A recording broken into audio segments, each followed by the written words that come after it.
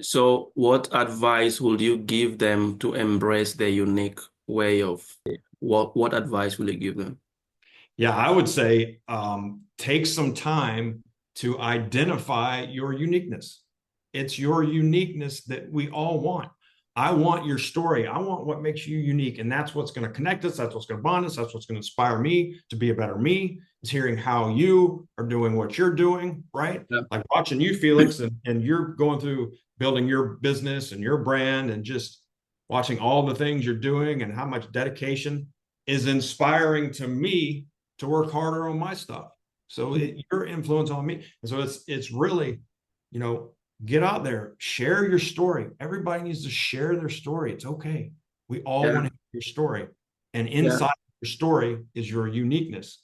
And Mhm. when you figure that out, it will help people, more people than you could ever imagine. And I think, helping Yeah. others there's no greater purpose in life than helping the person in front of you, I think. Yeah. And an interesting thing in our personal branding, in our world, what we call uniqueness is how you uniquely solve the problem. And so I use adventure to solve the problem of stagnation. I use adventure to solve the problem of loneliness, of disconnection, right? I use adventure to solve the problem of people plateauing and unhappy and depression and all those things. I'll use adventure. I also have a sense of humor, which is unique to me. I have a uniqueness that is a sense of humor, but that's not the uniqueness that I can lean into to help others in their journey and their growth. And that's so I use the adventure in that way. Question from one coach changed my life forever. I was gonna save it for later, but I'll just bring it in now. You said love is bananas. People want to know why is it that love is banana? What do you mean by love is bananas? So here's what happened. My whole life, I have been terrible at love. And as they all say, love's the most important thing. And so I'll tell you a quick story about my journey. About 15 years ago now, I was at a pretty low point in my life, and I had some businesses going, but they were pretty flat. Trey, welcome to my show. Felix, Felix, let's have some fun. Yeah, I'm just a little bit jealous of you, and I'll tell you why. I know you've had a chance to work with so many great people, top Mm-hmm, people in the industry, Jeff mm-hmm. Bezos, Bill Gates, and even top companies like Home Depot Yeah. and the NFL. Mhm. I think people are going to benefit from you today. They're going to hear your storytelling and how they can build their leadership brand. They're Bef- either gonna they're either gonna like it or they're gonna hate it. They're Yeah. gonna like it or they're gonna hate it. We'll see what happens. Yes, and there's many things that I see you walking in the park and grabbing snakes and reptiles. So I'm sure they can't wait to hear a story like that. And Yeah. before we start, why don't you introduce yourself and tell us who you are? Yeah, absolutely. Absolutely. Thanks, Felix. It's an honor to be here with you. I'm excited to tell some stories and hear some of your stories as well. But I'm Trey Humphreys, live in Atlanta, Georgia, down here in the South. And I'm a personal branding strategist at Brand Builders Group. But before that, I've had a wild journey, much like yourself, Felix. It's gone like this. And Yeah. I've done a lot of things, started businesses, entertained people around the world, um, all the things, and just kind of landed here in life, in this season of life where I'm helping people build brands and create attention for their businesses and themselves and their message and stuff. So it's been Yeah. a lot of fun. I'm sure we'll dive into it as we go today. Yeah. I'm very curious. Personal branding is something that is like people know more about you, the way you present yourself and the way you showcase, whether it's online or in person at events.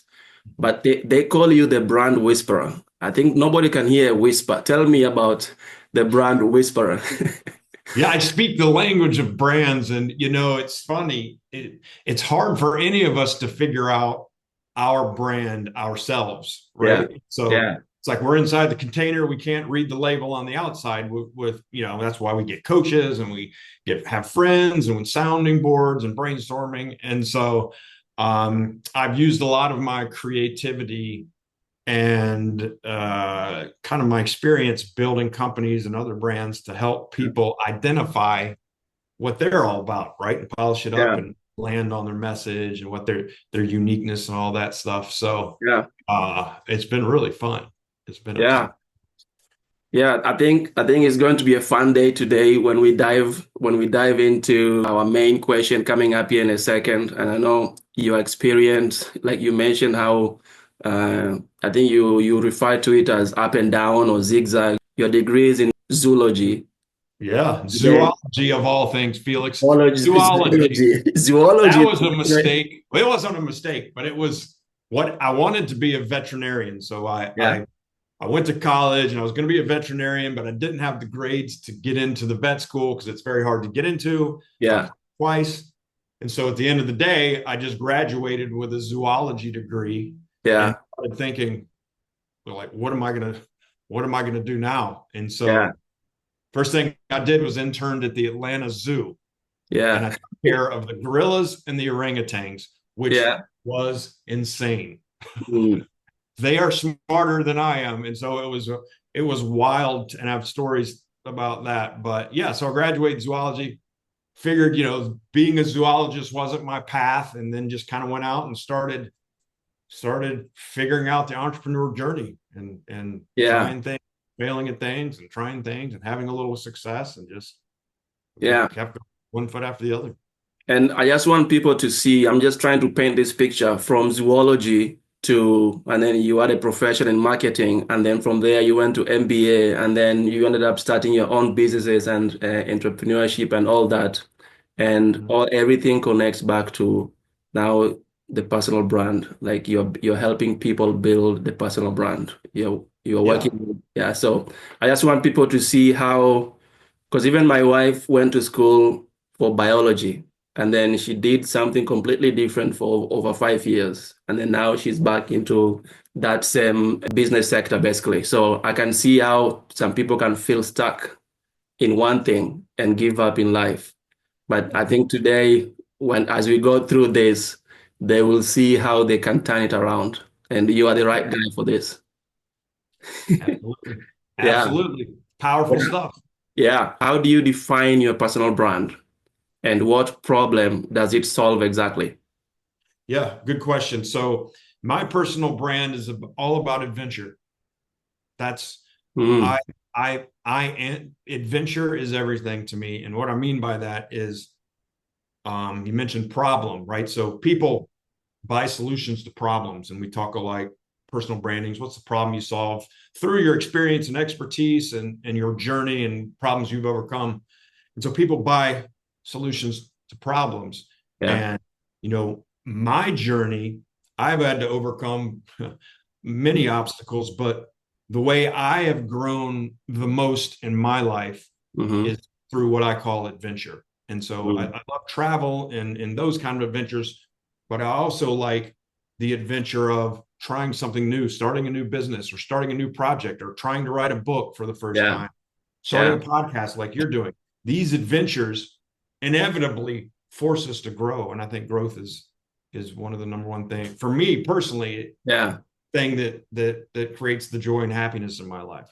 And Yeah. so I use adventure to help me grow in different areas of life, from business and relationships and love and all the things, right? And Yeah. so a little bit about my story is I'm an only child Mm, and I am a shy person. I'm an introvert, right? So it's hard for me to meet people and be very social. I'm not extremely outgoing, which people think is kind of weird. I was a professional mascot for 12 years where I never had to say a word because I was in the costume. So I yeah. 12 years I didn't say a word, Mm, uh, but as an individualist and a person that kind of likes to be alone, likes to be by himself, had no brothers and sisters, have no aunts and uncles, so didn't really have much of family, just me and mom. mm-hmm. And so I had to find something to help me get out of my comfort zone, to meet new people, to have Yeah. new experiences. And I found that through adventure. And Yeah. so I think I think all problems can be solved through True adventure. adventure. Give me a problem or a challenge or a place where you're stuck. I Yeah. can I will use adventure to help you push through that every time. Yeah, I agree. I think it's a powerful personal brand. And I know when we were talking earlier, you mentioned the way to think about adventure is like a challenge. Mhm. And it's you're solving problems. You might not want to go somewhere, but if you say, let me just go for adventure, and then you might end up overcoming that. And Yeah. I can see how you're helping people like as an only child. The only adventure that you missed is fighting with your brother or your sister. That's an adventure that How everybody. many brothers and sisters did you have? You were in a house full, or you were in a Yeah, I had many brothers. I grew up in an orphanage with 12 other kids from different tribes in the same house, and we still grew up as brothers and sisters. But there was those moments also where the adventure was real. yeah, I'm sure. I mean, your whole life has been an adventure, which is Yeah, awesome. yeah. Which is So I so think I like how you frame adventure as a challenge, and I see how you are using it every day, even like just from knowing you. You in January you created a challenge. yeah, And now this quarter, I see you're creating another challenge. And the current challenge is on social media, posting 3 times a day.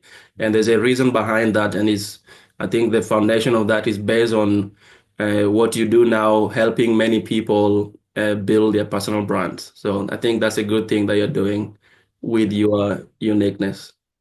yeah. It's many people feel uncomfortable on social media, right? I Yeah. feel uncomfortable on social media sometimes, and we get all up in our head. And so this month, I'm trying to get a bunch of people together in a Hmm. group to support each other, hold each other accountable, and say, hey, for 30 days, let's just try to post on social media every day and Yeah. just see what comes. Let's just see what happens. See if we can get comfortable. And so yeah, it's fun. Yeah. It's a fun adventure. So your brand is deeply tied to adventure. How has it changed over the years? Your personal brand. Yeah, so my personal brand, and interestingly enough, why I believe in personal brand. We all have a personal brand, right? The world is digital right now. Everybody's on online somewhere, and you have a personal brand. It's what people think about you when you're not around. That's basically your personal brand. So what I like to tell people too is lean into that and make it stronger and stronger and more powerful so it can serve other people and bring awareness and attention to your story and your journey. So in my life, after I got out of school and I decided I wasn't going to be a zoologist, I started some businesses, and mainly the businesses I started were service-based businesses Mhm. that create environments for people to come together and have happy experiences. So my first business out of school was I started a party bus company Mhm. by accident. I saw that And, the yellow bus. yeah, Yeah. and all the buses had fake fur and Christmas lights. It's just madness on the inside. It was a Yeah. complete spectacle, but people would have such great experiences and happiness and special occasions. So I was running that business, and people started to know who I was because my personality is in that business, right? I like to have fun. Mhm. That happened because my buddies and I were building this bus, and it just got popular, so it became a business. And so from there, I opened a bar and a restaurant and an event company. But the reason I tell you these businesses is because the majority of the people that came to these businesses came because of me, because to see me, to support me. And that was back before phones, way back in the olden days. But Yeah. that's the power of a personal brand, right? And Yeah. so people buy from people they trust and like at the end of the day. It's Yeah. not rocket science. We all buy from people we like and trust. And so Yeah. It's about trust. Yeah. yeah, that's it. That's the whole thing, right? Mhm. So people have to know about you if they're going to buy your services or benefit from your business or watch your podcast or whatever. So Yeah. Yeah. Like when I look at your uniqueness as adventure and then I see the party bus, Uh-huh. And from what I remember, even from my bachelor party, yeah. So I remember also we got a party bus, Mhm. and I know what happens in the party bus. You have all those experiences, a lot of people that you come across, stories that you connect with, and I see how all these people are bringing you story, and Yeah. they're seeing you serving them every single time. So I can see how every night is a different adventure with the party bus. That Have, is have that you is to say the least. That have to you say have the least. you ever driven the party bus with? Oh yeah. Oh yeah. So when we started the company, we had one bus. Yeah, My buddy and I started it, and I would drive one weekend, the trips one weekend, then he'd drive the trips the next weekend, and we yeah, swapping until we bought more buses and hired more drivers. But I yeah. would have to drive that bus. And let me tell you, Felix, I'm going to tell you a little secret. Are you ready? Mhm. Yeah, tell me. There's bachelor parties, which are the men, like you were talking about, and then there's Yeah, bachelorette parties, which are all the women yeah. that are getting married. Hmm. Bachelor parties are a million times more tame than bachelor Easy. parties. Oh, You I get 14 to 24 women together on a yeah, party bus or in a small environment, it is complete chaos. yeah. It is Eco complete. The guy is super chill, adventure. Yeah, super chill. The women, it was so funny. It was so funny. So the first bus we had was about 14 people. yeah. So I would drive these women on the bachelorette parties, and I Hmm. started to notice a pattern. Number one, the bride to be would always cry. At some point, inevitably, she's always going to cry during Yeah, the trip and the party, right? yeah. One of the girls on the trip would isolate herself from the group and talk to the driver the whole time. Mm. And then there would always be one that would go crazy doing flips on the bus and all this stuff. And then there was usually a couple that were real quiet. Every single group of bachelorettes had the same thing, and they would just argue and have fun and laugh and cry and argue and yell and laugh. It was just the wildest experience. Yeah, I think that's a good observation. There is always a backseat driver, but this is a party bus seat driver. I have seen it all, Felix. I have seen it all. I know I read an article. I think you have Substack. I think I'll put a link for people to follow there. But you have a Substack that you write every weekend. And I think in one of the beginning of this year, you wrote about this. I remember the story. Yeah, yeah. The We bus, went out and bought one real cheap, an old used school bus, yeah, and the drove it bus, home. Tried to figure out how to make it. the bus itself has a personal brand. What is Yeah, unique about the bus? there is no other bus in the world like this. And so what happened was my roommate and I bought a limousine. We always wanted to buy a limousine or a hearse for some reason. I don't know why, just because we're crazy and we like to wear Yeah. costumes and have parties. So we went to this little place that sold the limousines that follow funerals, the Hmm. all the seats face forward. And there was one brown one in the back of the lot, and the guy was like, "You can have that for $1,000." And it was this brown limousine with a Yeah. thin cloth interior, seats, 3 rows of seats facing forward, just a big piece of junk. So Yeah. of course, we bought it, took it home, painted it pink, and then I took fake fur from the fabric store, glued fake fur everywhere, ran Yeah. Christmas lights, disco balls, and I just wanted it to be the most obnoxious, craziest party limo in the world. So we did it up, and it was our car, and we drove it to Las Vegas and back from Atlanta, which is insane. And we Yeah. only packed costumes in the trunk, so you could only wear costumes for the entire trip, which was like 6 or 7 days. Uh, Yeah. and then when we got back to Atlanta, we cut the roof off with a saw we rented from Home Depot, and then the car eventually died. So we're like, well, let's buy a small bus. So then we bought a small bus, did the same thing, and that became the fur bus. So the inside of these buses is wild. Yeah. That's what I was hinting on. When I read the article, I see that you have feathers in there. Yeah, So yeah, it was fun. It was fun. yeah. So I think you can influence people in so many ways. How do you think your love for adventure has influenced people? And I know I've known you for 1 year now, and we talk every single month. And just tell me, how has your love for adventure influence people or the way you interact with them to help them get to where they need to be? Yeah, great questions. So in my life, like I said earlier, I think adventure creates growth, et cetera. But, my first book was Love is Bananas, which is about love and Mhm. connection. And so I've always had a hard time connecting with people, making meaningful relationships for whatever reason. So this adventure piece has helped me connect with others a lot, right? And so what I've done in the past is I create these challenges, and I've guided trips to Thailand, and I've guided trips to other places. And it's just bringing people together to hopefully create this environment where they can have some fun, have a little adventure, but on a deeper level, they can connect and meet new friends, meet people that can become meaningful relationships, not just in business, but in life. At the end of the day, connections is the most important thing in the world, I believe. It's the thing, Mhm. it's the reason Yeah, we're alive, right? yeah, Like, to yeah, have relationships with people. And so I believe we can do that when we kind of lean into the excitement of adventure, whether it's trying a new restaurant or joining Toastmasters or yeah, putting something in your community or having a podcast like you have where you get to connect with new yeah. people as guests. Hmm. All of these are adventures that bring us together. And when we bring together meaningful relationships, I think that's the most important thing. And so it's a Yeah, tool. It's really a tool that we can hmm, all use.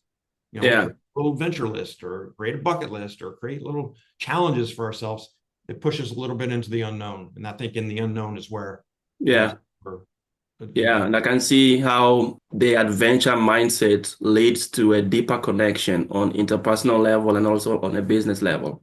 And one recent example that I think your adventure helped at least two people I know so far show up in my podcast is you started a WhatsApp group, and I happened to be in that group, and they wanted to be on the podcast. Yeah. So through It's a that connection. experience, they ended up in this show, Yeah. and now people get to know more about them as they build their personal brand. So I think that's a good. Absolutely. And the other thing is when we lean into adventure or these challenges, right? It creates experiences that we can tell the story Yeah, on, right? In other words, I believe storytelling is the number one skill an entrepreneur must have is storytelling. yeah, Period. I believe it's the most powerful thing to build relationships because when we yeah, can tell a story, then it brings us together. When you told me your story about coming out of Africa, and you told me your story about the red bike and the orphanage, like I'm leaning in, and now like we're becoming closer and closer when I tell you my story. And so it's adventure gives us stories to tell that allow us to meet new yeah, people, new circles, and be interesting, right? yeah. We need to be I, interesting. And yeah. this, You're talking about the power of story and adventure. In my last Toastmasters, I was giving a speech, and I could tell that everybody was inside the speech. And I went over by 8 seconds. I should have been disqualified. But even the timer was in the story, and she did not qualify me until later on a Sunday.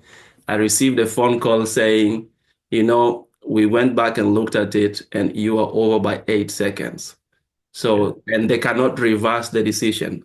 I, yeah, I reached out to the second person to say, if you want the position, you can have it because I went over by 8 seconds. But they said it's okay. They have talked to that person also. So it was through the story and the adventurous way I was telling the story that it brought people on a deeper level. yeah. You got them. You hooked them. So tell me, why do you think personal branding and storytelling is important in leadership? I think you mentioned earlier that it's very important, but I want you to clarify for our viewers so that they can grasp that more. Yeah, absolutely. So at the end of the day, leadership is influence. That's all it is, period. Right. So Hmm. leadership is influence. And how do we influence people? Right. I believe we influence people through our stories. And so if you're a leader of a company or you're the leader of a family or you're the leader of a community, right, Hmm. you're going to leverage story to connect and bring people in so that they can understand the vision, the lesson, what you're trying to, the point you're trying to make is always, always, always more powerful through story. And so if Yeah. you think of, as an entrepreneur, I had to go out and raise money to start these new businesses. And Mm-hmm. so I'm sitting in a room with a few people that have some money, and I'm pitching them my idea that doesn't even exist. Mm-hmm. I have to paint that vision, I have to tell the story of what it's going to become so much that it influences them to want to invest in it, to buy into the vision, to buy into the dream, right? And Mm-hmm. so I think the storytelling and the personal branding and all that stuff is so powerful when it comes to leadership. Now, there's a Yeah. lot principles and character traits as a leader should have through integrity and these things. And Mm-hmm. I think we understand those character traits and we Yeah. understand who the leader is through their story and through their stories, right? So Yeah. Yeah. super powerful. Yeah, so leadership is influence, and through storytelling, we can influence people more. We can tap into their human side, emotional side, and they can relate more with us. And Yeah, absolutely. yeah, It's like if you were helping a young person in Africa right now that was kind of in your situation, is in what your mhm, situation was, and they wanted to come over and start a business or maybe start yeah, a podcast, you would say, "Let me tell you the story of how I did it." yeah, Tell yeah, them the story of how they did it, and they would hear that, and it would influence them to potentially step up and try for themselves. And yeah, so your right, story as a leader just inspired them to give it a shot, whatever it might be, whatever their dream might be. So very yeah. powerful. And that's why I'm interested, and I like today's podcast. By the end of this podcast conversation, people will see the power of storytelling and how the adventurous life that also Trey has gone through. Like you started as an only child Yeah. and then seeking adventure and all that. So they're about to hear more things here. I know you mentioned your book. I was gonna save it for later, but I'll just bring it in now. You said love is bananas. People want to know why is it that love is banana? What do you mean by love is bananas? So here's what happened. My whole life, I have been terrible at love. And as they all say, love's the most important thing. And so I'll tell you a quick story about my journey. About 15 years ago now, I was at a pretty low point in my life, and I had some businesses going, but they were pretty flat. I was lonely. I was depressed. I was at a pretty low point, and I really didn't have anybody to turn to, or I chose to not turn to anybody. I remember thinking one day, like I gotta do something because this isn't good. This is bad news. So I reached out to a friend, and my friend recommended a business coach. I was like, great, I'm going to hire this business coach. This person will figure out all my things, and every life will be great. And I remember at the time, this business coach, he does one half day session a month with his clients. So he did like a little 3 or 4 hour session once a month. And he's a big time executive coach. So I go out to his office, and it was his home. And remember, I get there and I was like, oh man, I hope this works because I'm in a bad spot. So I go in, he's so happy, and we sit down, and he has whiteboards and like the paper, and he's analyzing my businesses, and he's asking me questions, trying to figure out what's going wrong. And I remember I was sitting in the corner in the chair just watching him, and I was just miserable. And I didn't know Mm, why I was miserable. I didn't know what was going on. And all the stuff he was talking about, I could care less about. It's all business stuff. And about 2 hours in, I think he could tell I was kind of yeah, not into it. And he goes, "Hey, let's take a break. Let's just pause. Let me grab some coffee. Let's just shake it yeah, up." I was like, "Okay, great, thank you." He's like, "I'm gonna do this. Why don't we do this?" And he was just like, "I'm gonna grab some coffee, and why don't, just for fun, you write your definition of love on the board that we'd been messing with the businesses." I was like, "Okay, sure. I can at least answer that question, right? Like, if anything." So he goes out, and I thought about it. What is my definition of love? And so I thought about it, and then I wrote my answer on the board. He comes back in, and he looks at what I wrote. And when I wrote it, I looked at what I wrote. I was like, whoa. And he goes, whoa, yeah. maybe we should start there. And what I wrote was, love is the worst pain on earth. Mm, And in that moment, everything in my life up to that very moment made sense. Hmm. Question from one coach changed my life forever. And I Yeah. realized that my father had been an alcoholic, and there were some challenging times when I was young, and I associated love and pain. So love for me was just pure pain. And I was Hmm. like, oh my God, I've got to change that. I've got to. So I went on this journey to try to reverse that and to get better at love. And I just would go around asking people three questions. And I just asked the same three questions as many people as I could find. And eventually that turned into the book I wrote about the people I talked to and what they said and kind of the things I learned about love. But that's how the book came about. It's literally my journey to reverse and understand love in a healthy way. Yeah. I actually looked into this and you said something, you said love is, so you wrote love is the most painful thing on earth. Is that what you I wrote? actually wrote love is the worst hell on earth, is what I Yeah. wrote. Yeah. And when I was reading something about the book, you also said where should people seek love is you seek love in the hard places. In other words, I took it as you seek love in the hard places, in the places of adventure, like where there's more adventure. That's how I took it. And I thought of the hard part was pain, but I kind of sliced it based on your uniqueness. I think you had a question, what's your definition of love? And you answered it. It, That's a great question. And so I asked thousands of people, what's your definition of love? And the yeah. interesting thing is no two answers were the same, which was fascinating. I didn't know, I had no, but I was looking for something that I could hang on to. Hmm. Yeah.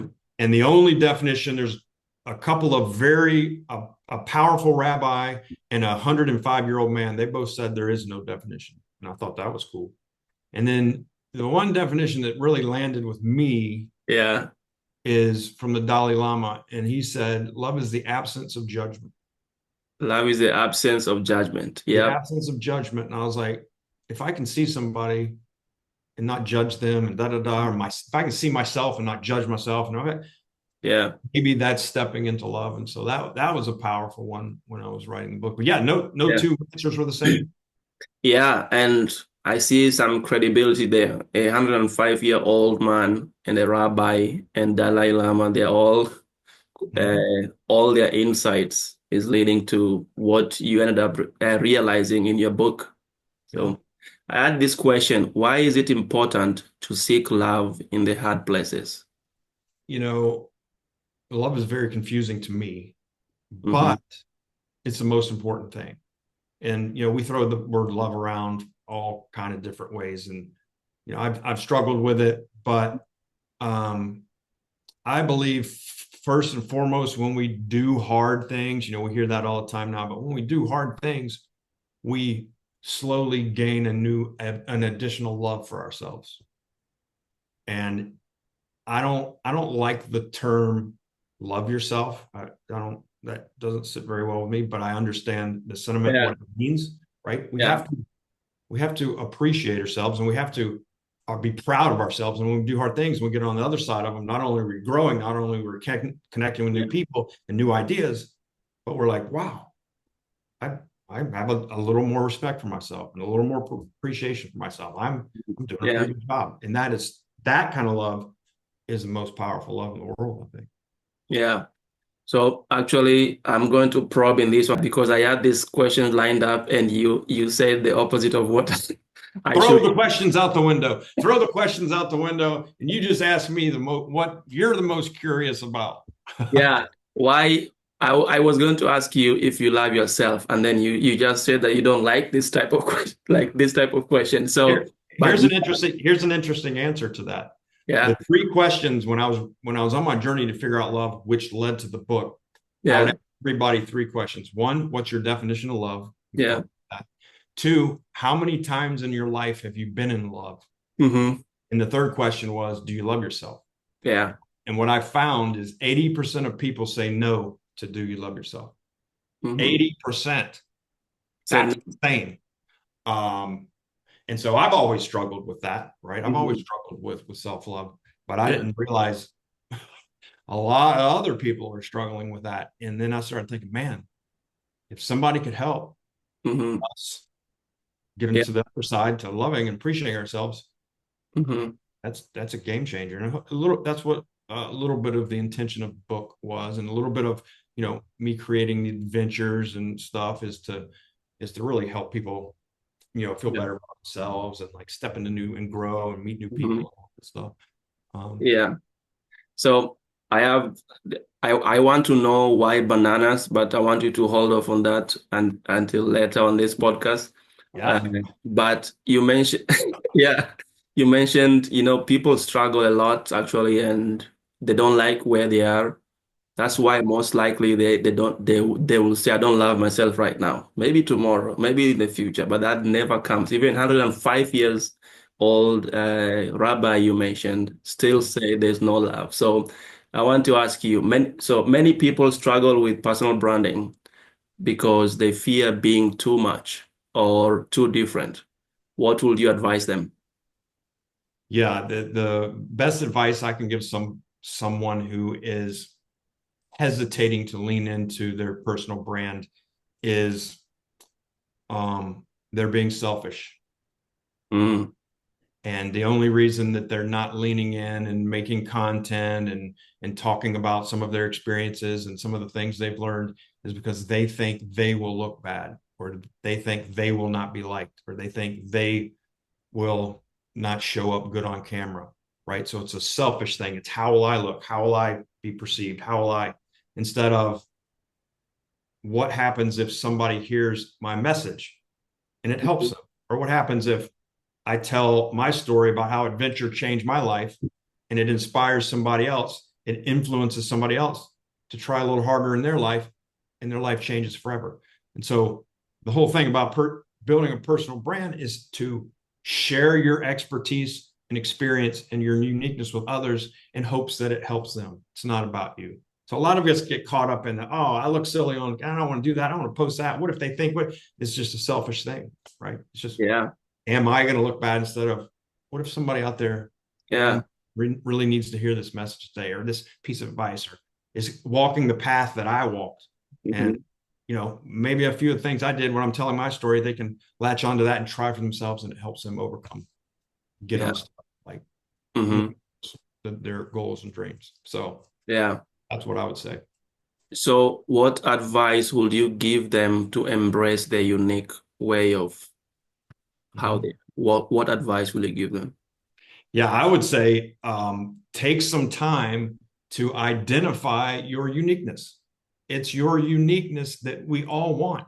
I want your story. I want what makes you unique. And that's what's going to connect us. That's what's going to bond us. That's what's going to inspire me to be a better me, is hearing how you are doing what you're doing, right? Yeah. Like watching you, Felix, and you're going through building your business and your brand, and just watching all the things you're doing and how much dedication is inspiring to me to work harder on my stuff. So your influence on me. And so it's really, you know, get out there, share your story. Everybody needs to share their story. It's okay. We all Yeah. want to hear your story. And Yeah. inside your story is your uniqueness. And Mhm. when you figure that out, it will help people, more people than you can ever imagine. And I think, helping Yeah. others, there's no greater purpose in life than helping the person in front of you, I think. Yeah. Right? Yeah.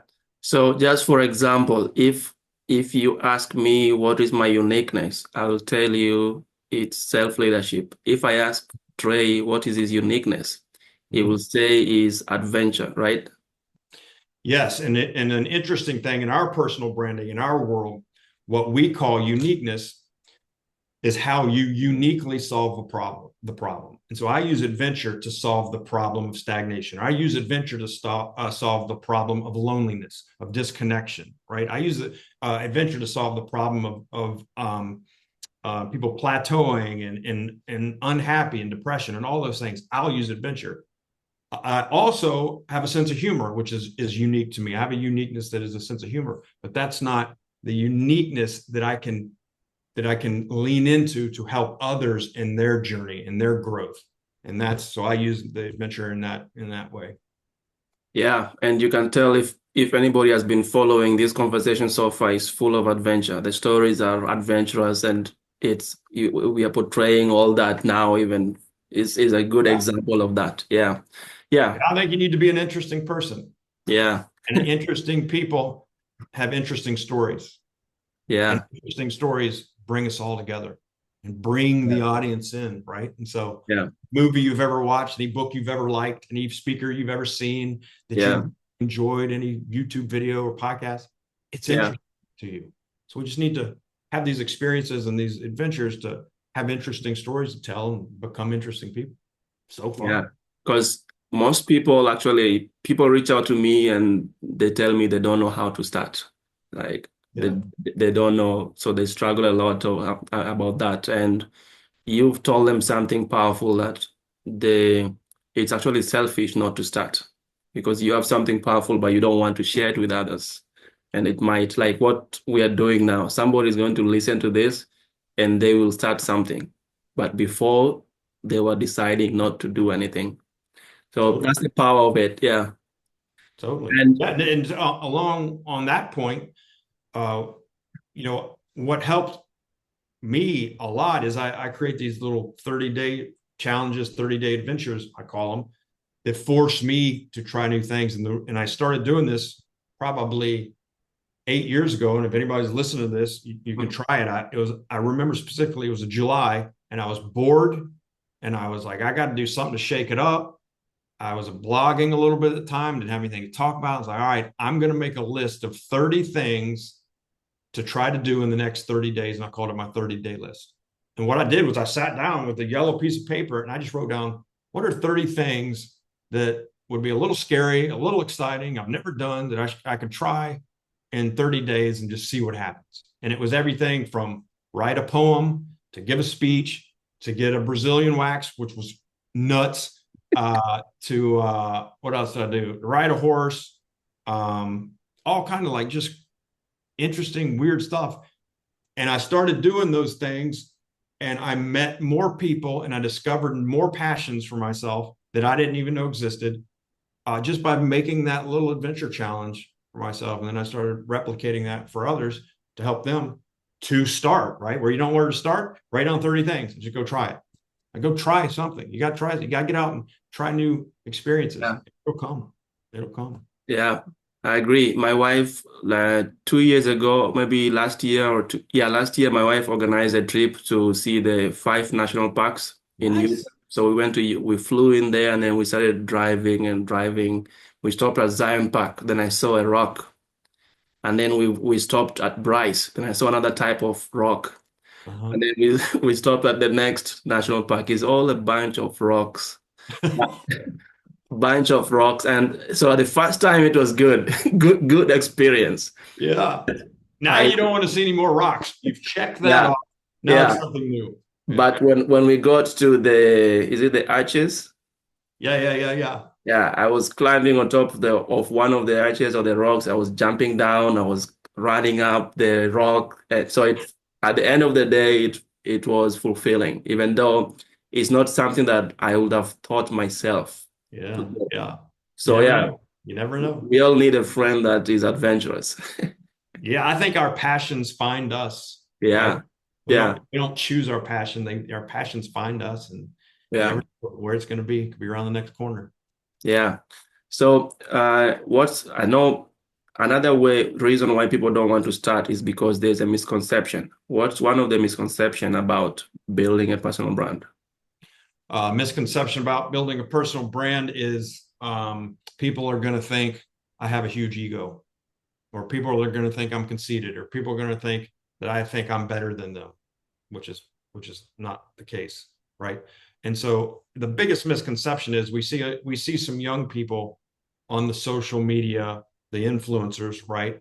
And they're just showing this extravagant lifestyle, Mm-hmm. and that's it. There's no message behind it.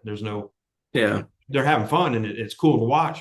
But I think really in our world, what a personal brand is really creating a message and creating some thought leadership that helps others. So your personal brand is the intersection of all your experiences and your curiosities and your passions and what you've done. And right in there is like we bottle that up, polish it up, and present it to people because it helps them.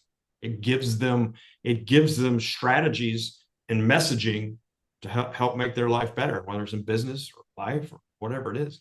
And so I think the biggest misconception is people think I think too highly of myself, which isn't the case.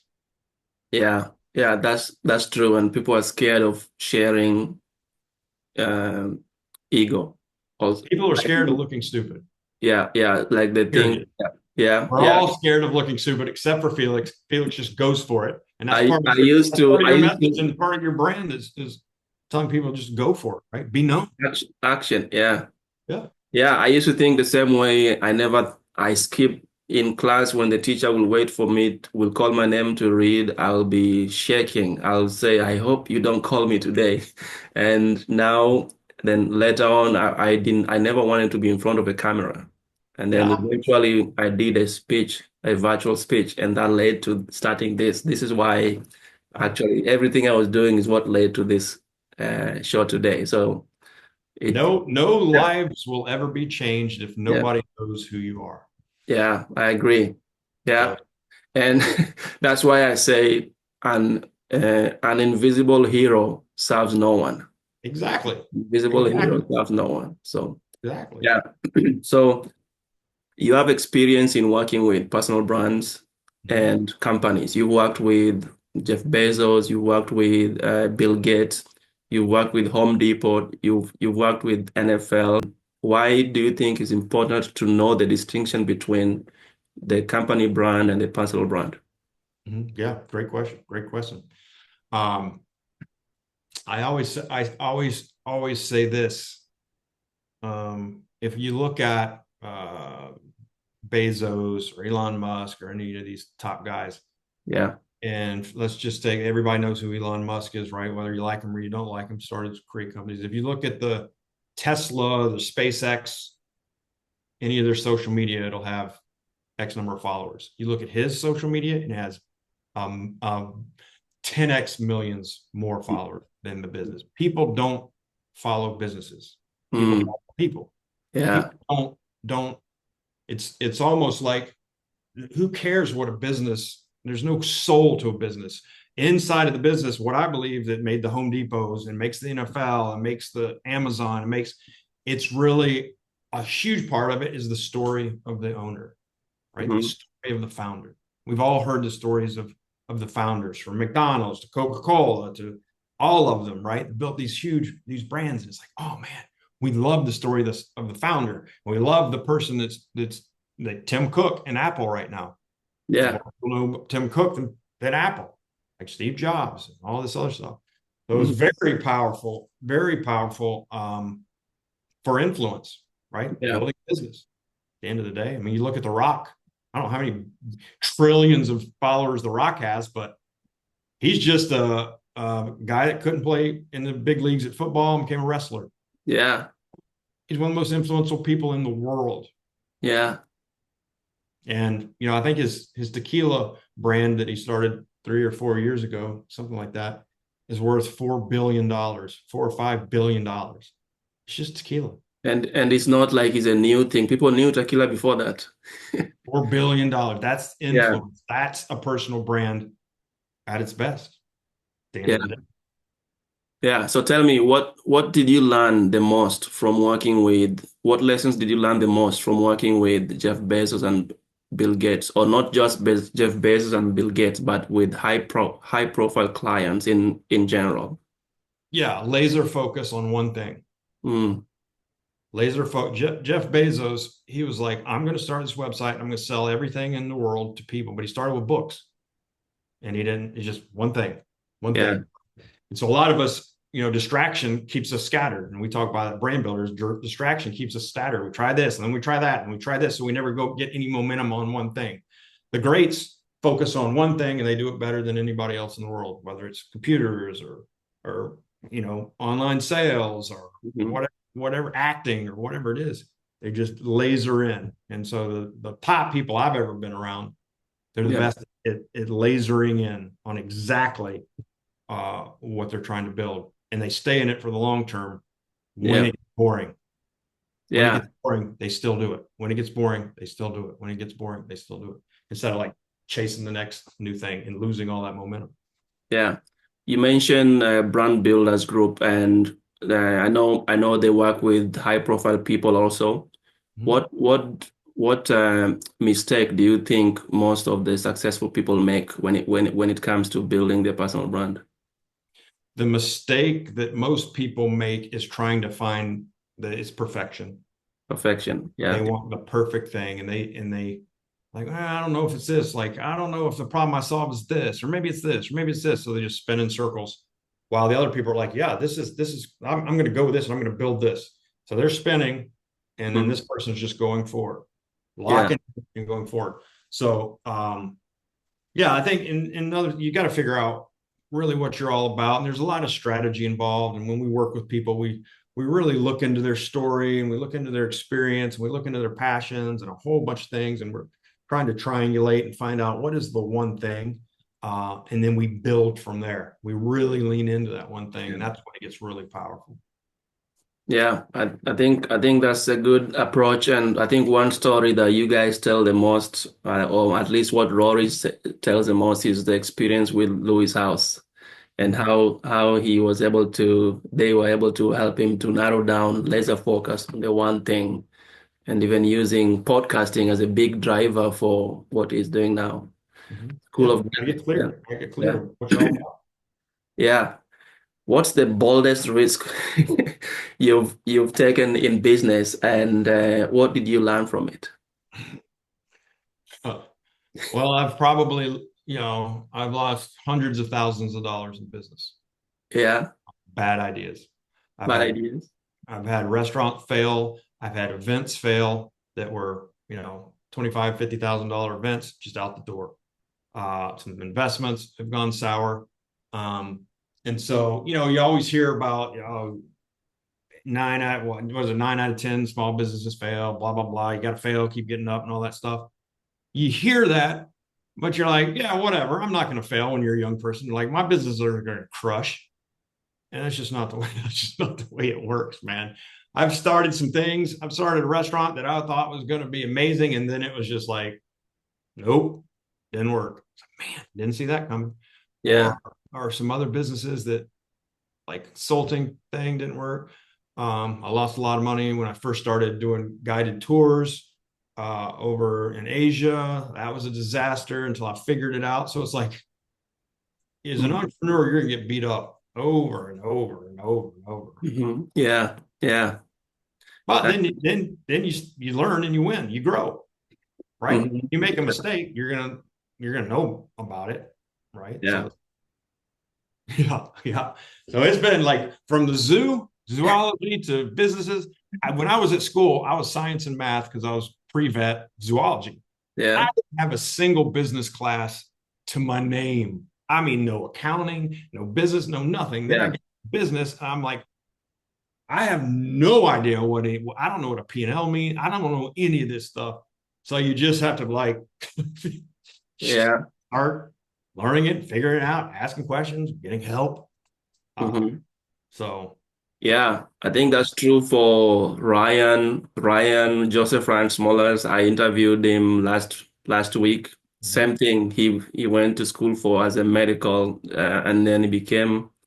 I think he's a surgeon, mhm, nose, throat, and ENT and ear. Yeah, and also for the neck. So, but he realized at some point that he did not know anything. Like when he was studying, he was doing his MBA class, and mhm. he thought he's always been thinking as a consumer, and he Yeah, wanted, he yeah. wanted to think like an investor, and that's when everything started changing. And of Great course, lesson. because I asked him, if you're young, if you go back to your younger days, what lessons will you correct the most? Like he will learn about accounting like right away. So the mistakes that we make later in life is we do it ourselves for a long time and we fail many times, and then we make it. It becomes a great story, but we could have sought help. And actually, that's why it's important to go to coaches if you think you're struggling year after year to get something done. So I agree with that. Yeah. Great lesson. How do you balance adventure, strategy, and just structure in your life. I see you are holding, at one point, I see you in the park going after snakes and grabbing them. And if it was me, I'll run the opposite direction. The next moment, I see you in a different adventure. You have the party bus going, you have the consulting group going, and you are keeping these 30-day challenges that you have going. So how do you, somebody wants to know that how does Trey balances his life with all these activities? I don't Tell- know. Yeah. I don't Yeah, believe you in just balance. go. I don't think there is balance. I don't. Yeah. I'm not. I'm one of these people. I don't believe that there's balance.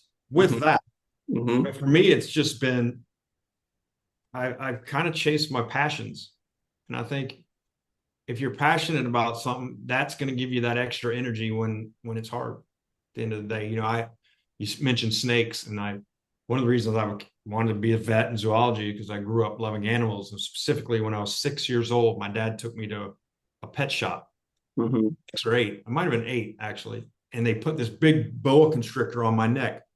I was like, oh my gosh. And I remember this is the coolest thing ever. It had this huge snake. And I could, to this day, I can remember how it felt. I can remember the whole experience.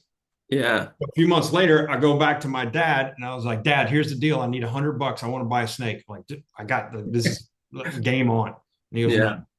And I was like, no, Dad, I need $100. Give me $100. I got to buy a snake. I mean, the man had taken me to the pet shop and got me hooked on these things. And so he goes, no, at the time, he was basically homeless. He was an alcoholic my whole life, so he didn't have any money.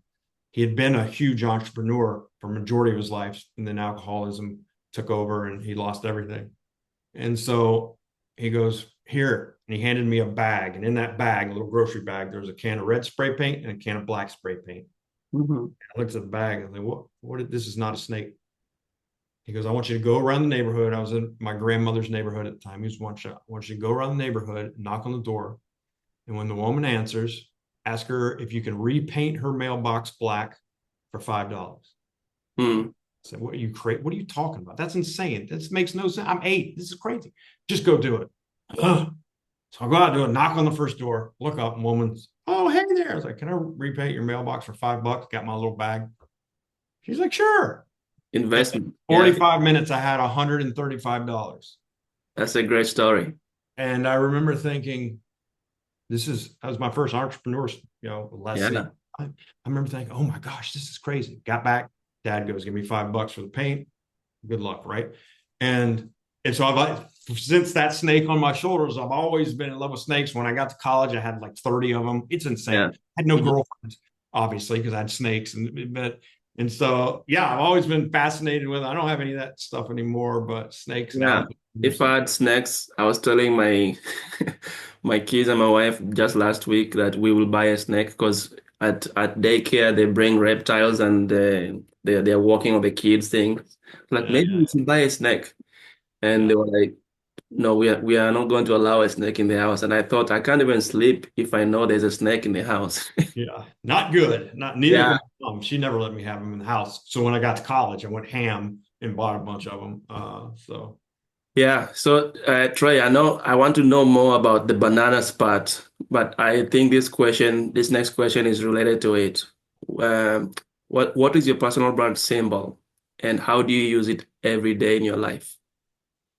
I the banana would be the symbol of my brand, Hmm. and the the symbol found me. I love bananas. I eat them every day. I love bananas, and I think it's the greatest piece of food in the entire world. Literally, when I graduated from college, my buddy Yeah. was like, let's go to Costa Rica and work for the summer. I'd never even been on a plane. We're like, let's go to Costa Rica and work for the summer, like exotic adventure. It's like, okay. So we go down there. We didn't have any money. We go down there and then we just start backpacking all through Central America because at the time it was pretty inexpensive. And we would stay in like places for $2 a night. And the only thing I would eat is I'd go out on the streets and they'd have these little street vendor shacks. And they would Mhm. sell banana milkshakes. And I would pay a quarter and get banana milkshake every day. And I just fell in love with bananas and I've always loved bananas. And so people know that about me and started sending me banana things and calling me the banana man. And so the banana kind of found me. And so I'm like, hey, if people see a banana when they're out and they think of me, it works. Great. Yeah. I'll take it. I'll take it. Right. Yeah. I was eating dinner with my in-laws, and then one of the aunties found out that I like black olives, but I like black olives in a sandwich. So that time Oh, okay. I did not know that it was sending a message that Felix loves black olives, and all of a sudden I'm getting black olives. Yeah. Yeah. Black olives easily Um, could have become my personal brand symbol. yeah. But You just can just choose how your personal brand symbol or it can find you. Mine found me.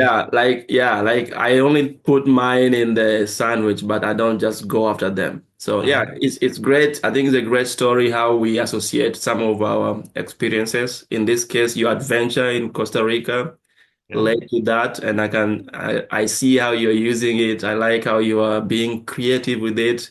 I see like you have one picture of it as a gold, and then it's peeling. I don't know, like it's almost like a trophy in one of your Mhm. recent Substack articles or newsletter. So Yeah. I see how you're playing around with it, and it's sending a lot of great message to people, I think. Yeah, I think yeah, I oftentimes use the banana as a metaphor for us for life, right? So it's like we're all born green. Bananas are born green, right? Then we ripen and it's a bright yellow. And I think yellow is the happiest color in the world. So that's one of the reasons I like the banana. And Hmm. then as the banana ages, it gets a few brown spots, just like us, right? And so Hmm. it's a it's a good Yeah, for of how we live our life, yeah, and we start green. and We end up with a few bruises, which is okay. We've talked about falling down a little bit and etc. hmm I really like how it represents life. hmm I see that it also represents when you're on a journey of building a personal brand. Can you comment on that?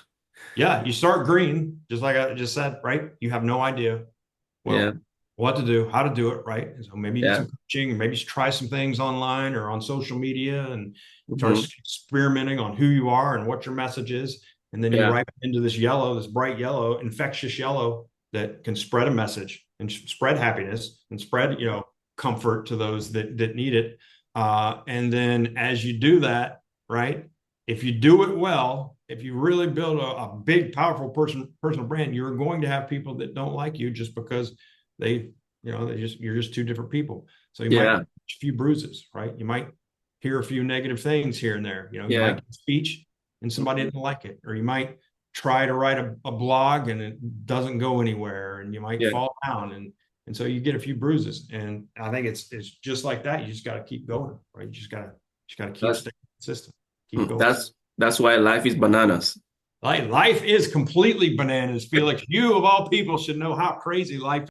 Every night, my son eats asks for bananas before bed. We will eat dinner, then we will walk. We will get ready for bed, and only when we are tucking him into bed, I want bananas. And Good, and every good. time I think of Trey's banana symbol all the time. So I I think I tell think people that's all a the great, time. Here's yeah. my here's my challenge for people: buy 3 bananas. Like, go to the grocery store, buy 3 bananas, put them on your kitchen table or somewhere. Don't eat them, but every time you see those bananas, think of, where can I meet somebody new, try something new, or go somewhere new, right? You use Hmm. those as an anchor and as a symbol to encourage you to step into an adventure and challenge. When you see the bananas, like, reminds you of a challenge you can do that day, or you push yourself into new experiences, right? Seek a Yeah, new experience at the end of the day. And it's a yeah, good anchor to remind us to do that. yeah. I think it's a powerful symbol because almost everyone can relate to it. Like people have said before, that is bananas. And now you're actually telling them love is bananas, and it It's the makes them best. they It's the it best. is the best. Yeah, I yeah, do like watermelon. I like mango. I love fruit. I love fruit. But I remember I was actually traveling through Africa hmm not long ago overland. We were driving through, and I remember just the big stacks of watermelon on the roadside they would yeah, sell. And I hmm remember asking my guide, I was like, "Oh man, they grow a lot of watermelons around here?" He said, "No, they don't. They don't grow them around here." I was like, "Well, why is there so many watermelons?" He said because they don't perish in the sun, and along the roadside. They last for a long time, so they can sell them. It was pretty similar to bananas. It's like, oh, That is so cool. That's Mhm. so cool. So yeah, love all fruit. Fruit's good. Yeah, I like that. I think you have a story. I think I don't know if you are going to share it, but you have a story where now that you've said that you are in Africa doing like this trip, you have a story where you got in trouble and you are maybe being held for a while. Can you tell us about that experience? Oh, there's a bunch of so Which one is the uh, one that you guys were captured and you had to escape? yeah, I was in Djibouti over there, and I was taking pictures in this like town market square, and guy came running up to me and started yelling at me, and I couldn't understand what he was saying. I think it was French.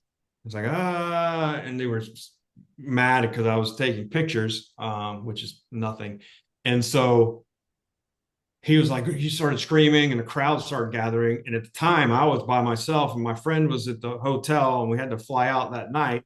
And so this Hmm. crowd started gathering and these guys are screaming at me and they're trying to get the police. And you can't, there's no like, this is a bad situation, real bad Yeah. situation. So I was like, oh man, what am I going to do? And finally, the police started coming. I knew they were going to take me and it was going to be a shakedown or kidnapping or something. And so I was kind of arguing with this guy, and I looked over to my left, and I knew across the little square there was a bunch of vendors and like little shacks where you go shopping. And I remember thinking, if I could just get there, I can probably duck and weave and get out of this situation. So at one point, a couple of guys turned and looked the other way, and I just turned and I took off and ran as fast as humanly possible. So Yeah. like into these little market stalls, and I just Yeah. started keeping in and out of these market stalls and lost them. Thinking, Waving through, and it's always very crowded in the oh in. yeah, oh yeah, took off my hat, threw it away. So I mean, they could find me. So I did make it back to the hotel, got in there, slammed the door, and my buddy's like, "What's going on with you?" I was almost put in prison for the rest of my life for taking a picture in the Yeah. town square. That was a pretty scary one. But then we were in South Sudan, and Mhm. that was not good at all. Got some roadblocks after dark that Yeah. news I and know. Was it the what like was it the Djibouti army or it was a foreign army there? it was locals, and then Okay. some Sorry. local police, which is bad Mhm. news. Yeah, because then they will try to extort you even. Because Mm-hmm. yeah, in by the Indian Ocean, there's always a like international army. They have a base where they come, and so there's always trespassing Yeah, perimeter. People, if you go to the ocean, you have to make sure that you're not trespassing through those areas because yeah. yeah, people can get in trouble. Be So careful. yeah, uh, I have rapid fire questions. Rapid fire. Let's go. Rapid fire. Here we Rapid go. fire question. I think it's been a long conversation. I love it. I love it. So, biggest myth about leadership. Biggest myth about leadership. Leader always has to be right.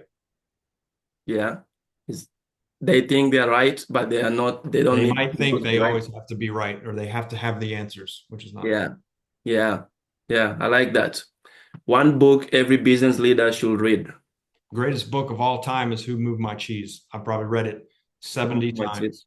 I give it away more than anything else. If anybody's trying to figure out what they want to do with their life or next Yeah. season about, Who Moved My Cheese.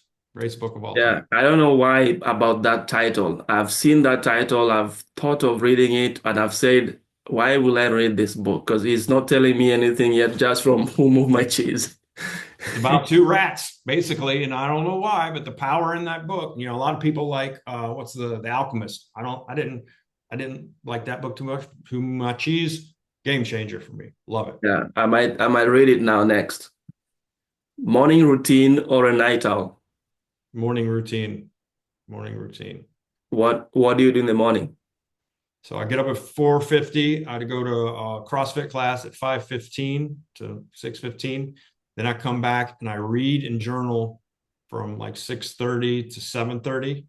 Mhm. And then I start getting ready, take a shower and all that stuff and get into the work day. But Yeah, yeah, my favorite time of all time is my what I call doodle time, where I can have my journal, and I have a couple of books, and I can just start writing. If I think of something, I can read some of the books. Yeah. Where it's quiet, kind of go back and forth. Maybe I'll just think, maybe I'll write, maybe I'll read. Yeah. I've noticed that too, because sometimes you've taken a picture of your table with the journal and then the vision board. And maybe after this rapid fire question, I'll ask you about the vision board in a second. One thing people always get wrong about you. That I'm an extrovert and I'm very outgoing. When I'm actually very shy, introverted, I have social anxiety, that kind of thing. Mhm. People, Yeah, because you introduced yourself earlier as introvert, but I would have thought that based on like what I'm seeing, for example, but yeah, based on like interacting with you, even how you started the show. yeah, Felix. Yeah. yeah. So, Mhm. all right. If you weren't in this industry, what will you be doing? In I any always tell industry? my, Yeah. huh? I Is always there any, say, how cool would it be to be a commercial pilot? That would be so cool. I love a commercial pilot. That'd be so fun. Should have done that. Or I'd love to be a fiction writer, like write fiction books. yeah. And that's kind of maybe an adventure in the future for me is to try that. Like I don't know how to do it, but that would be cool to write fiction books. But my ultimate dream is to make films. I want to make Mm. films. I don't know about what. I don't know how. I don't To know make when, films. Yeah. but that's like what I'm drawn to, right? So be Yeah. filmmaker or actor filmmaker, something like that would probably be it. This is the interesting question. Get ready. If your personal brand was turned into a banana flavored product, what will it be and why? If it was turned into a flavor, Yeah. What type of, yeah, what flavor is that? Yeah. well, obviously it'd be bananas. It would be bananas, but it might be turned into a movie one day. Yeah. So here, my last story. Here's my last story for you. Okay. So when I wrote my book about love, it literally is my journey to figure out love. And the interesting thing about me being writing a book is, I tell people this all the time. When I was in high school, I failed writing, and when I was in college, I failed writing, and I still can't spell very well. And I just recently learned I have a form of writing dyslexia. And so Mm. in my life, I'm like, there's no way I can write. So at the time, about 10 or so years ago, a girlfriend of mine had a blog in Atlanta, and she was like, "Hey, will you write something? You're a funny guy. I have to write 2 of these a week. I'm running out of ideas." I said, "I can't write. What do you? That's the only I've failed that. The only thing I've ever failed in my life is writing." She's like, "Just write it. If it's I'll correct it if it's misspelled." I was like, ah. So I wrote one. She's like, "Oh, that's so good. My audience liked it." Like, "Oh, that's crazy. Write another one." Like, all right. So I wrote another one, and it went viral. This was back in the day, but it went viral around the world. And I was like, "Oh my gosh, maybe I can write." So I started writing a blog, like it's this new adventure, like just trying it, messing up and trying it, messing up. And then Yeah. I started a men's group because I needed to learn how to, connect with men better. So I started this men's group, which was, Mm. I had no idea what I was doing, but I did it. And one of the guys in the group, his best friends had this program at Georgetown where he helps people write books. So it's like, jump in there with him. It's like, okay, I just said yes to adventure, jumped in. And so I wrote this book on love. And so the book came out in the pandemic. I didn't do a big book launch because it was the pandemic. And I did one book signing in this teeny little bookstore in Atlanta. Hmm. A few of my friends came. It was kind of fun. And so Yeah. I left a few copies of the book in the store. And this girl went in the store one day. She was on break. She was in the film business. She goes in the store. She sees it. She likes that it has a yellow cover, yellow because of bananas, obviously. And it saw author signed copy. So she bought it and she read it and she liked my voice or something. So she found me on Instagram and we started going back and forth. And now we've been together for 2.5 years. Nice. Yeah. So, and so the point, the why I tell that story is because, writing a book was an adventure for me. It was hard and I didn't know if I could do it. And I don't think I'm a good writer. And I had all these negative beliefs, but I wrote the Yeah. book. I was proud that it came out. And then it went out and it helped somebody else that I had no idea. And then it brought love to me. Right. Yeah. So Yeah. Full circle. step Yeah. into these new things, when we step into like your personal brand or a new business or book, starting your podcast, we never know where it's going to lead, but many times Yeah. it leads to Yes. And that's a good connection. so they're thinking about making that love story into a film, Oh, yes. story Oh, of how that's what that you're works thinking? into a film. Like they're trying to, Oh, the company where she was working for, yeah. and you are going to be the main character. Yeah. Even I would choose Bradley Cooper to be me. even even the even the movie industry will not think of this idea. You Oh had to yeah, create yeah. it. You Well, too. created the idea until now. So they have to pay you some royalties, I think. Yep, I'll take all the pennies I can get. All the pennies I can get. Yeah. What's next for you, Trey? Any big adventures or projects in the horizon? Yeah, man. I'm trying to think of my next book. I want to start writing my next book, and get that going. I want to go back and do some time overseas, just backpacking around overseas. I want to continue to help authors and speakers and entrepreneurs tell their story. That's my favorite thing, is just helping people tell their stories. That's why I'm with Brand Builders Group, helping people build personal brands, which at the end of the day, it's your story, right? And so love Yeah. telling stories and helping people tell their stories and hearing other people's stories. So going to keep leaning into that, maybe do some film stuff, maybe do podcast like you one day. I don't know. Always creating and stepping into the unknown in these what I call Yeah. small adventures that are fun and create Yeah. passion and excitement. I wanted to know, based on your experience at Brand Builders Group and working with people, what's your best moment or any success story you can share based on the lives you've changed through Mm. through Brand Builders Group? Well, I mean, it's just watching people like you have a podcast now, right? I don't Mm, think yeah, you jumped on board with Brand Builders not too long ago, and you're doing the work, and your message is getting out there, and you're helping people by bringing on guests. You're doing the things, and yeah, that's so cool to see. It's yeah, so cool to see, the success you're having and the effort you're putting in, and it's awesome. yeah. That's great. I think there's many people like that we can point to. Totally. If people want to connect with you and get to know you more and find out more about zoology, to Yeah. personal branding, to catching snakes, to writing a book, to finding their next love through a book like you did, how can Yeah. they find you? Yeah, just Trey Goes Global, my Instagram, all my social media, but Trey Straight Goes Goes Globals. Global. Yeah. Trey Goes Global. Just shoot me a DM on Instagram and let's hang out. Let's talk. Let's chat. Let's have some Yeah. fun. Let's tell your story. I want to help people tell their stories. That's so fun. Yeah. Yeah. If there's only one message that you will have to tell them, what will that be? Yeah, my whole thing is keep trying new things. Always like my message in my brand, seek unique experiences. Right? Yeah. Just keep seeking unique experiences, go new places, meet new people, try new things, and then make the magic and tell the story. That's Mhm. that's the juice, right? That's at the end of the day, doing all those things brings us together. And when we come together, that's the whole reason we're here, in my opinion. Yeah.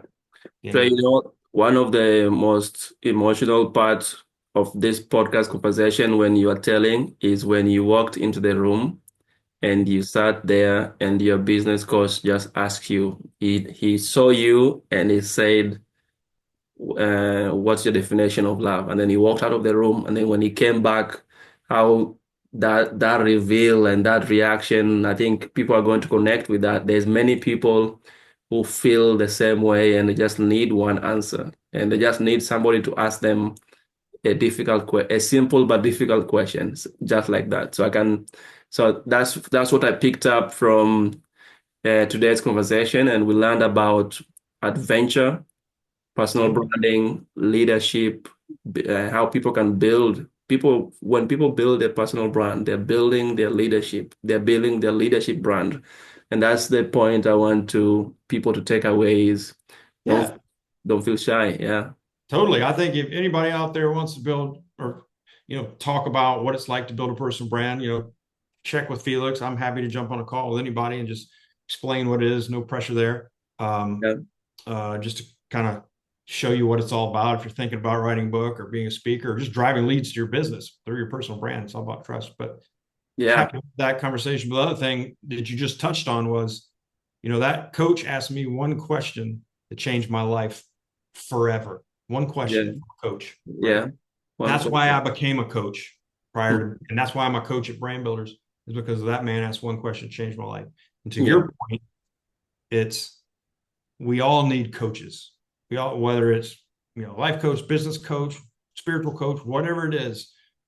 I think we all need those people in life. And I know you're coaching, and if people want some help in business and leadership, they should reach out to you and just have a conversation. But having that coach on your side, it could be one question that the coach asks that just unlocks everything, or one strategy or one tool that the coach gives.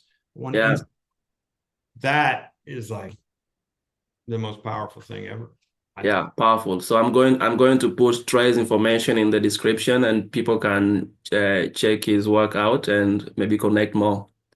Trey, Felix, what are you doing tonight? You going to dinner? What's a big Saturday night for Felix like? tonight my kids are with the in-laws now. My wife was also they are doing Easter egg Oh, nice. painting because is it painting? Uh-huh. Dying or yeah, like eggs dying and because my father-in-law and mother-in-law are going to Zimbabwe. Oh, And wow. during the Easter, they will be away. So they are doing this event today. So, Wow. but after that, tonight, it will be, maybe I'll try to work hard and release this podcast and people can get to hear this and energy from you and learn a lot about this adventure that you have. Listen, Felix is the hardest working man in the world for everybody We'll listening. see. He's the best. He's always working. I don't think he ever sleeps. So if you're looking for some help, reach out to him for sure. I'm always fascinated with the amount of work you get done and have a family and work and business and all the things. Mind blowing. The most question that people ask me, how do you find time? So that Yeah. question is a life-changing question. If somebody can answer, You need to write one of your books needs about how to find time. yeah, That be your thing, because whatever you're doing, we need to know how you do it. yeah, Trey, yeah. It was nice chatting with you. I know we can go over on and on and on, and this has been a good, great conversation. I might bring you back again, and if people love this, we'll bring you back again. Yeah. Yeah. I Yeah, love it. thanks. All right, my man. All It's good right. to see you. Thanks for having me.